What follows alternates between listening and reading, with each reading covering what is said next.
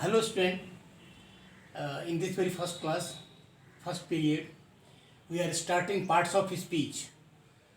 You know that words are made of letters, the smallest character of language, that is letter, and words are the combination of letters, a meaningful combination of letter, that is called word. So here we will start just parts of speech, that is the kinds of words, how many kinds of words are there in the language English, we will know in this very class. All, here is the definition, listen patiently and try to understand. All the words in English language are divided into 8 classes. The words they know in English language, a number of words are there, several lakhs words are there in this language, and all the words, the entire words, the set of words, they are divided into 8 classes, and those are noun, pronoun, adjective, verbs, adverb, preposition, conjunction and interjection.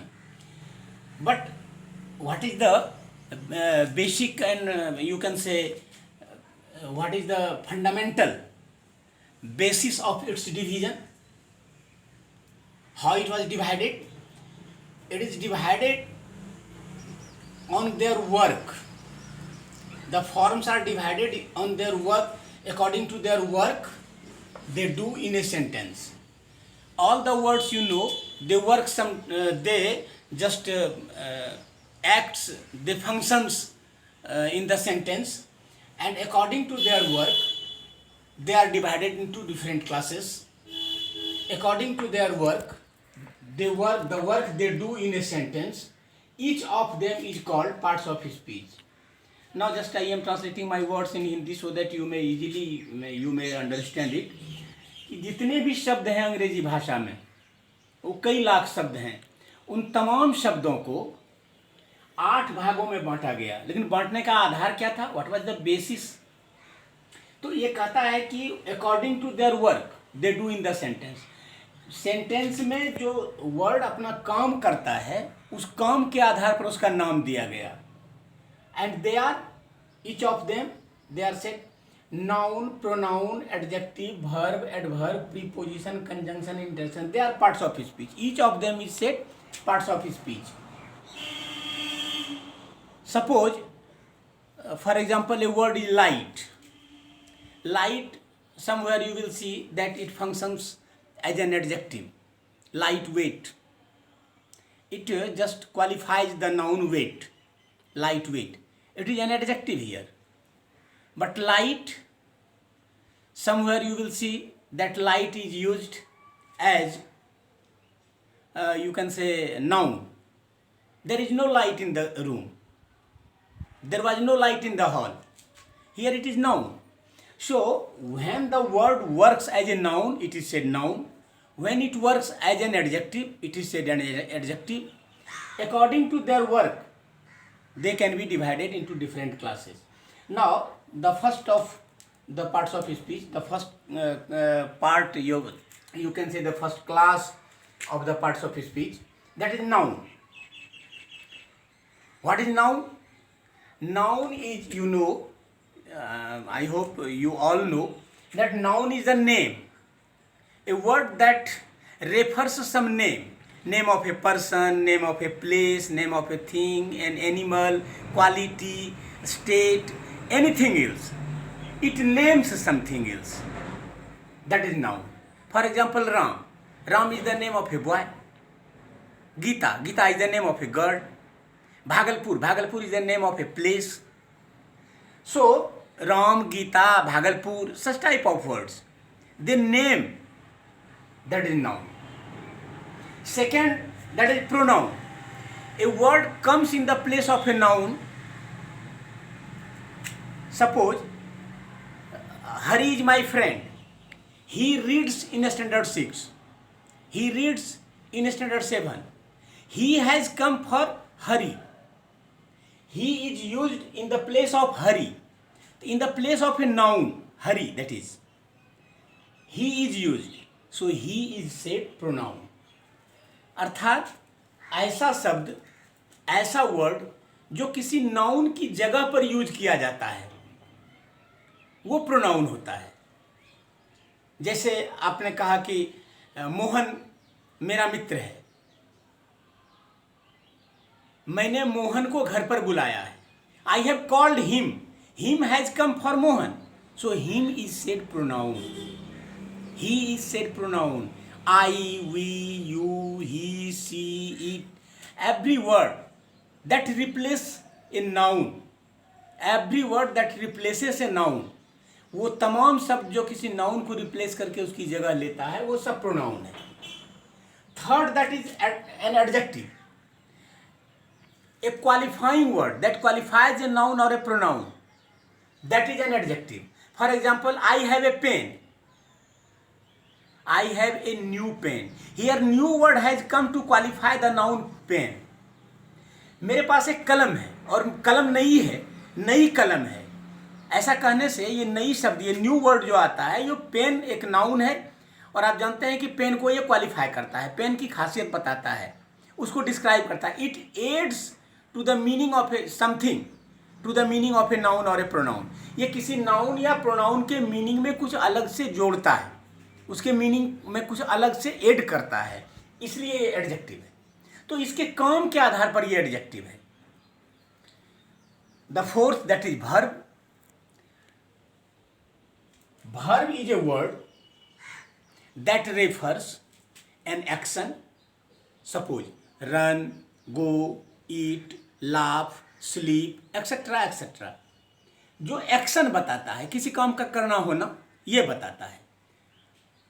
Also it refers some state, state of being, ये होने की अवस्था बताता है। is, am, are, was, were and so on, ये होने की अवस्था बताता है। And also possession, it shows possession, possession I mean अधिकार, it shows possession, that is verb.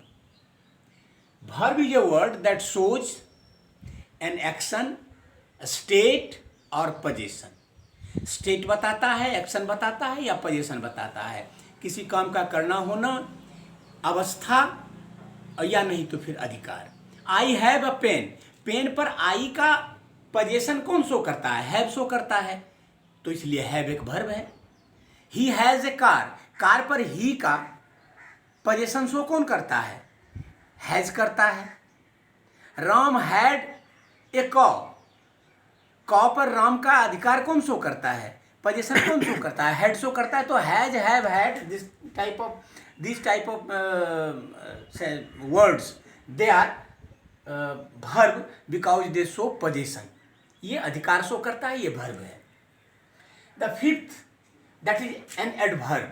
An adverb is a word that modifies a verb, an adjective or some other adverb itself. Adverb एक ऐसा word है जो किसी verb को modify करता है, verb के मीनिंग में कुछ जोड़ता है या किसी एडजेक्टिव में जोड़ता है या नहीं तो किसी दूसरे एडवर्ब में। आप देखोगे जैसे ही वॉक्स, वह चलता है, but how, he walks slowly. Here slowly word it has come to modify walk. Walk को मॉडिफाई करने के लिए स्लोली का यूज हुआ है, स्लोली यहाँ आया है, वो वॉक को मॉडिफाई करता है। तो इस प्रकार का वर्ड जो किसी वर्ब को मॉडिफाई करे, या फिर she is beautiful, she is very beautiful. Here very has come to just modify beautiful. Beautiful itself is an adjective, you know, आप जानते हैं ब्यूटीफुल तो एडजेक्टिव है, उसको मॉडिफाई करता है very. He works, but how, he works hard, hard has come to modify work. तो ये वर्क को मॉडिफाई करता है हार्ड, हार्ड एडवर्ब है, वेरी एडवर्ब है। इस प्रकार के वर्ड्स जो किसी वर्ब को, किसी एडजेक्टिव को या किसी दूसरे एडवर्ब को मॉडिफाई करें, एडवर्ब कहलाते हैं। Now the last the sixth, preposition. Preposition is a word which just joins the meaning of a noun, comes before a noun and joins its meaning with the other word of the sentence. Preposition एक ऐसा word है जो किसी noun के पहले आता है और उस नाउन को सेंटेंस के बाकी वर्ड्स के साथ जोड़ देता है, उसके एक रिलेशन को शो करता है. It shows the relation of the particular noun, it comes just before it with the other words of the sentence. Sentence के दूसरे शब्दों के साथ एक प्रीपोजिशन आकर क्या करता है, किसी नाउन के पहले आता है और उस नाउन को का संबंध बाकी शब्दों के साथ जोड़ देता है. ये प्रीपोजिशन होता है. For she is in the classroom, ये इन द क्लासरूम, तो इन आया क्लासरूम के पहले, वो क्लासरूम का रिलेशन बाकी शी इज के साथ जोड़ देता है, सेंटेंस के बाकी वर्ड्स के साथ एक रिलेशन शो करता है. The bird perched on the branch, ये ब्रांच के पहले ऑन का आना, ये ब्रांच का रिलेशन बर्ड के साथ और बाकी जो वर्ब है उसके साथ, सबके साथ ये एक शो करता है, सबके साथ एक रिफ्लेक्स करता है हमको कि ये ब्रांच का रिलेशन बाकी के साथ कैसा है. तो किसी नाउन के पहले आकर उस नाउन का रिलेशन सेंटेंस के बाकी वर्ड्स के साथ जो शो करे वो प्रीपोजिशन है. वो जैसे एग्जांपल के लिए in, to, for, from, etcetera etcetera, with and others. Now conjunction is a word, you know, that joins two words, two or more clauses or two or more sentences. Conjunction एक ऐसा word है जो दो या दो से अधिक शब्दों को जोड़ता है, क्लाउज को जोड़ता है या दो से अधिक सेंटेंस को जोड़ता है. Ram and Shyam are playing, यहाँ राम और श्याम को जोड़ने वाला एंड कंजंक्शन है, दो शब्दों को जोड़ रहा है. दो क्लाउज को जोड़ना. I do not know where she lives, ये वेयर क्या करता है, वेयर आके सी लिव्स के साथ आई डोंट नो को ऐड कर देता है. ये दो क्लाउज को आपस में जोड़ता है. तो इस प्रकार का वर्ड जो दो सेंटेंस को, दो क्लाउज को या दो वर्ड को आपस में जोड़े, वर्ड तो आपस में स्वतंत्र होते हैं, उसको जोड़ता है. दो सेंटेंस भी स्वतंत्र हैं. Ram is playing but his brother is reading, तो हिज ब्रदर इज रीडिंग और राम इज प्लेइंग दोनों को जोड़ने वाला बट दो स्वतंत्र वाक्यों को जोड़ रहा है. या फिर I could not attend my class because I was ill, I was ill के पहले ये बिकॉज जो आया है, ये I could not attend my class, इसके साथ इसको जोड़ रहा है. तो एक सबऑर्डिनेट क्लाउज है, एक प्रिंसिपल क्लाउज है. ये दोनों को जोड़ने वाला ये इस प्रकार का जो वर्ड है ये कंजंक्शन होता है. और some words are they are interjection. It shows sudden feeling of your heart, sudden and strong feeling of your heart, it shows, that is interjection. For example alas, it this very word comes spontaneously, it just comes through your tongue automatically, ये अपने आप मुंह से निकल जाता है. आह, वाह, wow, hurrah, well done, and such words, such other words, they are interjection. They show sudden feeling of your heart, sudden but a strong feeling. The feeling is so much strong that the word comes through your tongue automatically, spontaneously. स्वतः स्फूर्त आपके मुंह से वो शब्द निकल जाते हैं. सपोज कीजिए आपको चोट लग गई, आप कहते हैं आह, या आप सोच के चोट नहीं लगाते हैं कि हाँ चोट लगेगी तो आह कहना है, ये मुंह से निकल जाता है. आपने कोई बुरी खबर सुन लिया, आप कहते हैं अलास द किंग डाइड, राजा मर गया. ये खबर सुनते ही अलास शब्द मुंह से अपने आप निकल जाता है. It just comes automatically and such words are interjection. ये आज के क्लास के लिए, for this very class today you have studied about parts of speech, its definition. All the words in English language are divided into 8 classes according to their work they do in a sentence. Each of them is called parts of speech. Parts of speech. Now इसके 8 kinds, 8 classes इसका classification जो हुआ है देख लीजिए, noun, pronoun, adjective, verb, adverb, preposition, conjunction and interjection.